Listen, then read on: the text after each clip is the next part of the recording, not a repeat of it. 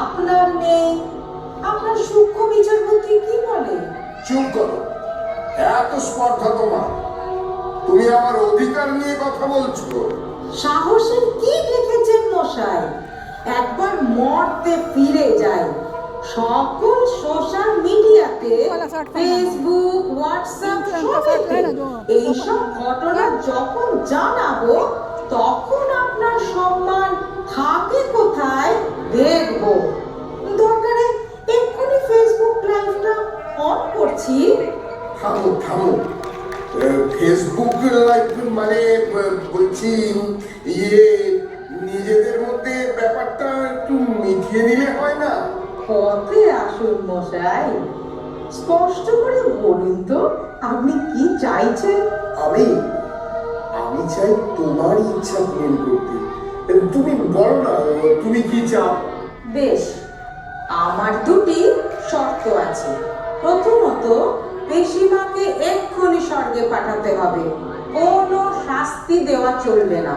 তথাস্তু, চিত্তগুপ্ত, সত্তর ওনাকে স্বর্গে পাঠানোর ব্যবস্থা করো। এটা আপনাদের না মান সম্মানের ব্যাপার, বুঝেছো? আজ্ঞে মহারাজ। আমার দ্বিতীয় শর্ত হলো আমাকে ভগবান শ্রী বিষ্ণুর দর্শনের অনুমতি দেওয়া। এটা সম্ভব নয়। বেশ, তবে ডিল বাদ। কন্যা, আমার ভয়ঙ্কর রূপ দেখাতে তুমি আমাকে বাধ্য করো না।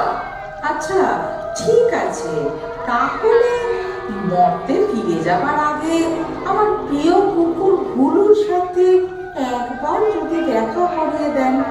ফুড পয়জন হয়ে দুম করে মরে গেল। আমার খুব ভালোবাসতো সে। কে আছো?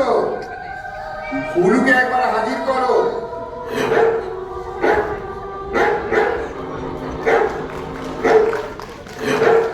গুলু, কেমন আছিস গুলু? আমার কথা তোর মনে আছে? আমার কথা শুনবি তো গুলু? গুলু, এক্ষুনি যমরাজার চিত্রগুপ্তকে তাড়া কর, একেবারে জমপুরি থেকে বার করে দে। দৌড়া গুলু, দৌড়া।